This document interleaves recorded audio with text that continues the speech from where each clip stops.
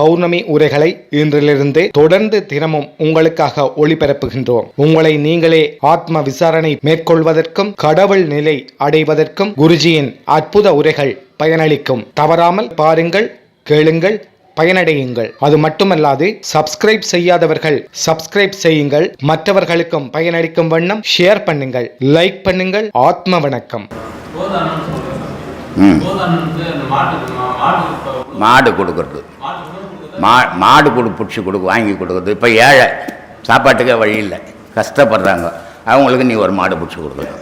ஒரு கோவில் இப்போ மாடு பிடிச்சி கொடுத்தா அந்த பால் கறந்து சாமிக்கு அபிஷேகம் பண்ணுவாங்க. இதெல்லாம் கோதானம்.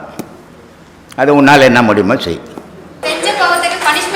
அதானே அனுபவிச்சுன்னுக்குறோம், அதுதான் அனுபவிச்சுன்னுக்குறோம். அது அழியும், அது அழிக்கப்படும். ஆமாம். இப்போ இந்த கை நெருப்பில் வச்சிட்டோம், சுட்டுக்கணும். சரி, சுட்டாச்சு, இது பனிஷ்மெண்ட்டை நெருப்பில் வச்சிட்டோம், போய் விட்டுடுவோமா? டாக்டர்கிட்ட போய் வைத்தியம் பண்ணல. அது மாதிரி தான் தர்மம் பண்ணுறது. நம்ம செய்த பாவத்தை அழிக்கிறதுக்கு தான் அந்த தர்மம். அதுக்கு தான் சொல்லியிருக்கிறேன். கடவுள் கூட, கண்ணன் கூட இருந்த பஞ்சபாண்டவர்கள் 5 பேர், அவங்க கூட சொர்க்கத்துக்கு போகல. கண்ணனையே எதிர்த்து நின்ன கர்ணன் தான் முதல்ல சொர்க்கத்தில் இருந்தான். ஏன்னா அவன் பண்ண தர்மம் கடவுளாலேயே தடுக்க முடியாமல் போயிடுச்சு. அதனால் தர்மத்துக்கு இருக்கிற வலிமை வேறு எதுக்குமே கிடையாது. அதை தான் இப்போ கூட அவங்க இதில் பேசும்போது கூட சொன்னேன். மாடை மனை கூட கோபுரங்கள் கூட வருமோ, ஓடியிட்ட பிச்சையும் முகுந்து செய்த தர்மமும் சாடி விட்ட குதிரை போல் வருமேன்னு. தர்மம் மட்டும்தான் உன் மரணத்தை தடுக்க முடியும், வேறு எதாலையும் தடுக்க முடியாது. ஏன்னா பாவத்தை செய்துட்டு தர்மத்தை பண்ண பலனே கிடையாது. அவனுக்கு பண்ண பாவத்தை தீர்க்கறதுக்கு தான் தர்மம் பண்ணுமே தவிர பாவம் பண்ணி தர்மம் பண்ணுறது இல்லை. அது அவன் பாவி, அவனுக்கு பேரே. அதனால் அது தர்மத்தில் சேராது. தர்மம்ன்றது தூய்மையாக செய்யறது. அடுத்த பொருள் எடுத்து தர்மம் பண்ணுறது இல்லை. உன் பொருள் எடுத்து நீ தர்மம் பண்ணணும். நான் தர்மம் தான் பண்ணுவேன், இனி பாவம் பண்ண மாட்டேன் நினைப்பு வச்சுன்னு பண்ணினா அதான் தர்மம். எங்கேயோ ஒரு பிடிங்கின்னு இன்னொரு இடத்துல தர்மம் பண்ணுறேன்னா அது தர்மம் கிடையாது, அது பாவம். அது ஆத்ம தர்மம். அது ஒரு நல்ல குருவால் மட்டும்தான் பண்ண முடியும், எல்லாராலையும் பண்ண முடியாது. அதனால் இந்த 4 தர்மம் எல்லாராலையும் பண்ண முடியும், அதையே பண்ணுறது இல்லை. ஒருத்தருக்கு ஒருத்தர் பரிமாறிக்கணும்னாவே உலக துன்பங்களே நீங்கிடும். ஆனால் ஒருத்தரை கொள்ளடிச்சு வாழணும் போது துன்பங்கள் கூடிடுது. அந்த மனோபாவத்தை நம்ம வளர்த்துக்கணும். நம்மளால் முடிஞ்சது அடுத்தவனுக்கு உதவி செய்யணும், நம்மளால் முடிஞ்ச அடுத்தவனுக்கு நன்மை செய்யணும் அப்படின்னு நினைச்சோம்னாவே பாதி துன்பங்கள் குறையும். தர்மத்தை பண்ணும்போது உன் மனசில் இருக்கிற வேதனையெல்லாம் வெளியே போயிடும். அதனால தான் அதை சொல்கிறது. இப்போ திருன்னா என்ன? திருன்னா 3ன்னு அர்த்தம். திருன்னா 3. அப்போது இந்த முப்பொருள் சேர்ந்தால் தான் கடவுள். முப்பொருள் பிரிஞ்சு இருக்கிற வரைக்கும் மனுஷன். இந்த முப்பொருள் சேர்க்கணுன்னா குரு தேவை. அதனால் குரு அருள் இருந்தால் தான் திருவருள் கிடைக்கும். அப்போ குரு அருள் இல்லாத இந்த முப்பொருளை சேர்க்க முடியாது. சேர்க்க முடியாதால் நீ மனுஷன், சேர்த்தினா நீயும் கடவுள். இதை சேர்க்க கற்றுக் கொடுக்கறது தான் குரு. அப்படின்றது தான் குரு அருள் இருந்தால் திருவருள் கிடைக்கும்.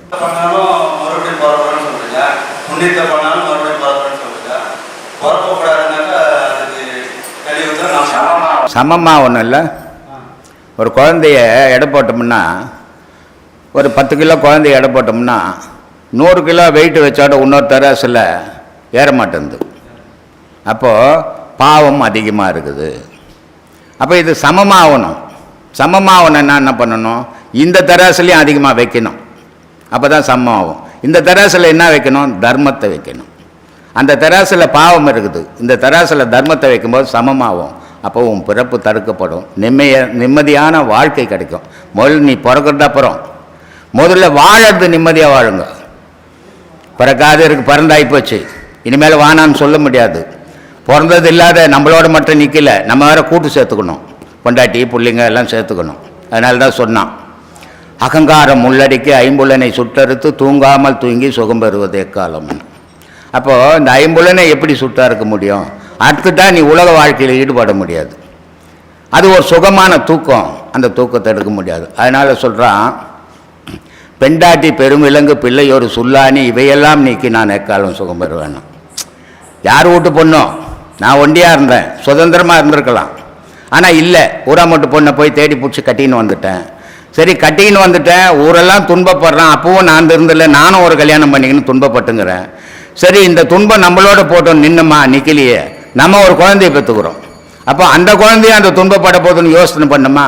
ஆனால் அந்த துன்பமத்துலேயும் இன்பம் இருக்குதுன்னு நினச்சிக்கினே அதை செய்துன்னுக்குறோம். அதனால் அந்த குழந்தை பிறந்தது, இந்த பொண்டாட்டியாவது அர்த்தம் விட்டு பொண்ணு அடிச்சு தெத்திடலாம், ஆனால் உன் பிள்ளையை தத்த முடியாதுடா. நீ போகிற வரைக்கும் சுல்லானி மாதிரி குத்திக்கின்னு தான் இருக்கும், நீ எங்கடா சுகத்துக்கு போகிறதுன்ட்டான்.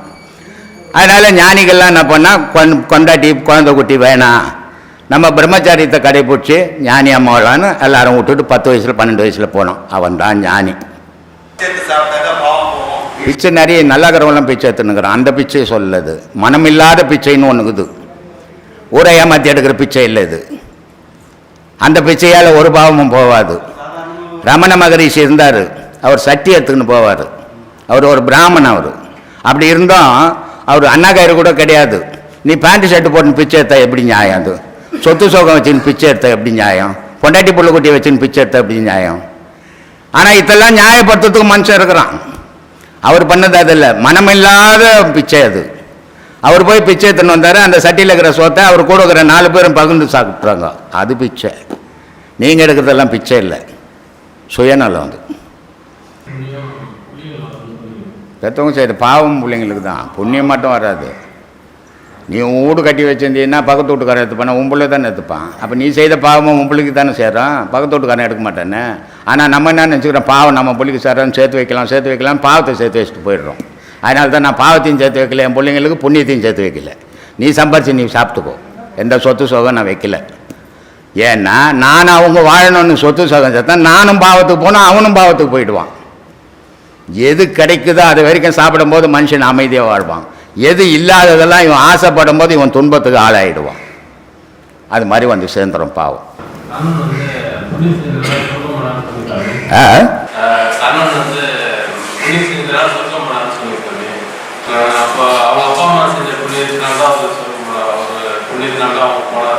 அப்பா அம்மா புண்ணியம் செய்யட்டோம், பாவம் செய்யட்டோம்.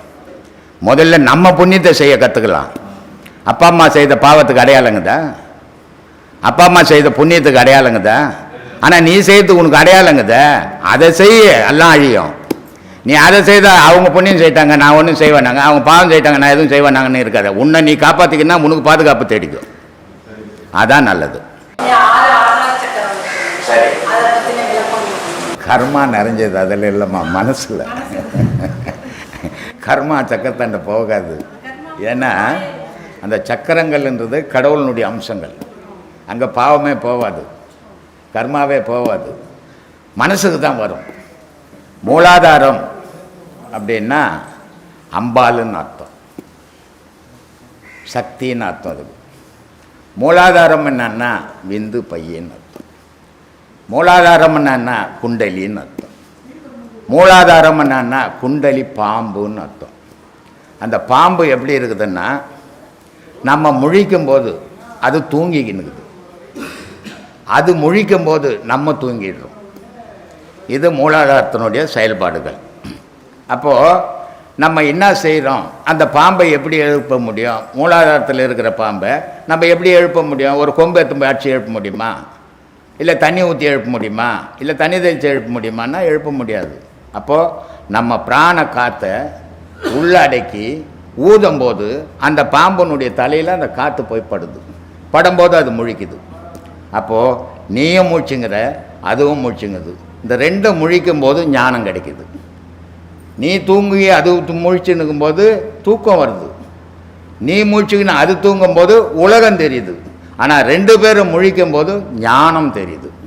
இந்த 2 பேரும் முழிக்கிறதுக்கு தான் அந்த மூலாதார சக்திக்கு அந்த பிராண காற்றை செலுத்தணும். அது ஓம்ன்ற பிராண காத்தா இருக்கணும். ஓம்னா என்ன? அகார உகாரம் மகாரம். அகார உகாரம் மகாரம்னா என்ன? அகாரம்னா அம்பாள், மகாரம்னா விஷ்ணு, உகாரம்னா சிவம். இந்த முப்பொருளும் ஒன்று சேர்ந்தால் தான் மனிதன் கடவுளாக மாற முடியும். அதுக்காக அந்த மூலாதாரம். அடுத்தது மணிப்பூரகம், பிரம்மா. மூலாதாரம் சூதிஷ்டானம். சூதிஷ்டானம்ன்றது என்ன அப்படின்னா விந்து வெளியேற இடம். உலகத்தில் கையில் கால் இருக்குது, தலை இருக்குது, எதுக்காவது உயிர்நிலைன்னு பேர் இருக்குதா? ஒன்றுக்கு போகிற இடத்துக்கு தான் உயிர்நிலைன்னு பேர். ஒன்றுக்கு போகிறதுக்கு தான் இருக்குது அது, ஆனால் அதுக்கு பேர் உயிர்நிலைன்னு பேர். ஏன்னா மனிதனுக்கு உயிர்ன்றதே விந்து. அந்த விந்து வெளியேற இடம் அந்த உயிர்நிலை. அந்த விந்து உலகத்தில் வெளியேறுச்சுன்னா ஜனத்தொகை பெருக்கலாம், சொந்த பந்தங்கள் பெருக்கலாம், உருவங்கள் வளரலாம். அதே விந்து மேலே போச்சுன்னா கடவுளை அடையலாம். அதனால் அகஸ்தியர் சொல்கிறார், விந்து நிலை தனை அறிந்து விந்தை கண்டால் விதமான நாதமது குருவாய் போகும். அந்தமுள்ள நாதமது குருவாய் போனால் ஆதி அந்தமான ஜோதி நீயாவாய். அப்போது இந்த விந்தை வெளியே விடாமல் உள்ள அடக்கி பிரம்மச்சரியம் கடைப்பிடிக்கிறேன் அப்படின்னு இருக்கக்கூடாது. அது அறியாமை. அது இப்போ ஒரு ஊரில் ஒரு கிணறு இருக்குது. அந்த கிணத்துல தண்ணி மொண்டுக்குன்னே இருந்தால் தான் சுரக்கிற தண்ணி நல்லாயிருக்கும். முள்ளலெல்லாம் அதுக்கு தண்ணி அப்படியே இருக்கட்டோன்னா அது பாழடைஞ்சு போயிடும். அப்போ அது பாழடையக்கூடாது. அது மாதிரி பிரம்மச்சரியம் கடைப்பிடிச்சிக்கிறேன்னு நோயை உண்டாக்கிறாங்க நிறைய பேர், வழி தெரியாது. அது ஒரு குருக்கிட்ட போய் அது மேலே ஒன்று ஏறிடணும், இல்லை வெளியேறிடணும். மேலே ஏறினாலும் ஆபத்து இல்லை, வெளியேறினாலும் ஆபத்து இல்லை. ஆனால் உள்ளவே ஒரு இடத்துல அது தங்க வச்சு ஏற்ற தெரியாமல் வச்சுருந்தா அதுவே நோயாக மாறிடும். அது மாதிரி நிறைய பேர் ஆய்ப்பு இருக்கிறாங்க. இப்போ அந்த மாதிரி செயல்கள் இருக்கக்கூடாது. அதுக்காக அந்த விந்து தேவைப்படுது. அது சுவதிஷ்டானம். மணிப்பூரகம், நம்ம சாப்பிட்ற உணவுகள், நம்ம குடிக்கிற தண்ணி, நமக்கு தேவையான பலம், இத்தனையும் உணவுல இருந்து தான் கிடைக்குது. உணவுன்னு ஒன்று இல்லைன்னா கடவுளால் கூட நம்மளை காப்பாற்ற முடியாது. அப்போ நம்மளை உலகத்தில் காப்பாற்றினுக்கிறது உணவு தான். அப்போ உணவே கடவுளாகுது. அந்த உணவை பதப்படுத்துது அந்த வயிறு, மணிப்பூரகம்ன்ற இடம். அந்த மணிப்பூரகம்ன்றத்தில் உணவை பயன்படுத்தி ரத்தமாகவும் மஜ்ஜையாகவும் விந்தாகவும் மாற்றுது. கழிவு பொருளை வெளியே தள்ளிட்டு தேவையான பொருளை உள்ளே வச்சுது. இதனுடைய வேலை மகாவிஷ்ணு. இப்போ இந்த மிஷினெல்லாம் ஓடணும்னா அதுக்கு சூடு வேணும், கரண்ட்டு வேணும், அதுக்கு இருதயம் வேணும்.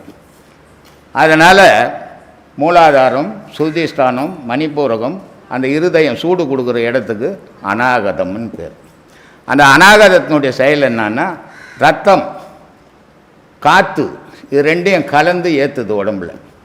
கெட்ட ரத்தத்தை வலிக்குது, அதை கழித்து தள்ளிடுது. நல்ல ரத்தத்தை ஏற்றி உடல் முழுக்க பரவுது. அந்த சூடும் காற்றும் இல்லைன்னா ரத்தம் பாயாது, அப்படியே நின்று கட்டி போய்டும்.